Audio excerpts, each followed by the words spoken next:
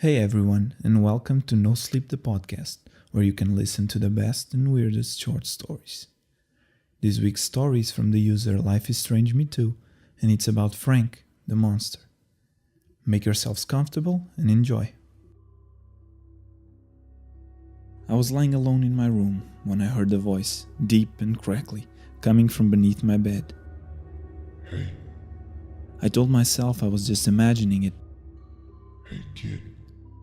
I drew my knees up to my chest and ducked my head under the blanket, trying to shut out the voice and the cold wind that drifted in through the window, ruffling the curtains.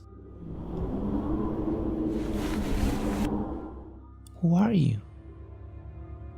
I'm the monster beneath your bed. You mean you're real? What do you mean, of course I'm real?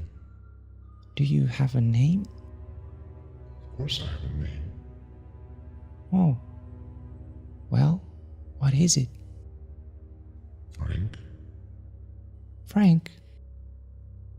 Yeah. Is there something wrong with that? No, I don't know. It's just not very monsterly. Well, my parents didn't want me to be a monster. Really? What did they want you to be? A dentist? That's funny. I could feel myself beginning to smile. What do your parents want you to be? I don't know. Hey, Frank, Yeah? aren't you gonna, scare me or something? What? Why would I do that? Well, you're a monster, aren't you?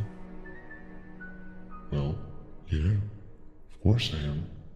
That doesn't mean I scare little kids. But I thought that was your job. It is my job to scare people, but only bad people. Am I a bad person? No, but you're not the one I'm here to scare. Why are you here to scare? The man inside your closet. The skin on my arms goose-fleshed up. I wanted to ask him what he meant, but I fell silent as I heard a rustling coming from the closet. The door creaked open and I could hear soft footsteps padding towards me across the bedroom floor. I didn't dare peek out of the blanket. The footsteps stopped and I could hear heavy breathing next to me. I squeezed my eyes tight. The warm sanctuary of the blanket disappeared as it was yanked off me.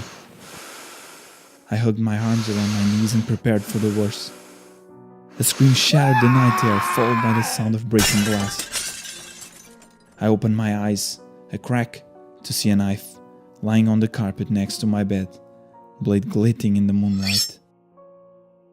My parents rushed into the room and asked me what had happened, but I didn't know what to say, only that someone had been hiding in my closet and they jumped out the window.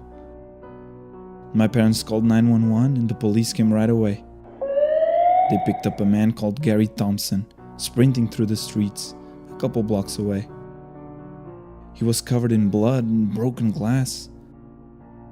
They found Gary's car abandoned on our property, and inside they found duct tape, knives, barbiturates, and a video camera.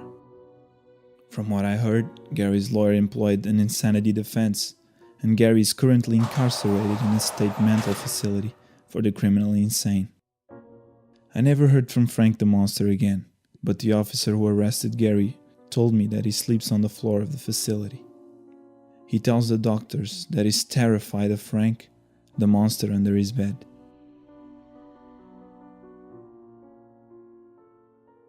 Thanks for listening and tune in next week for another No Sleep.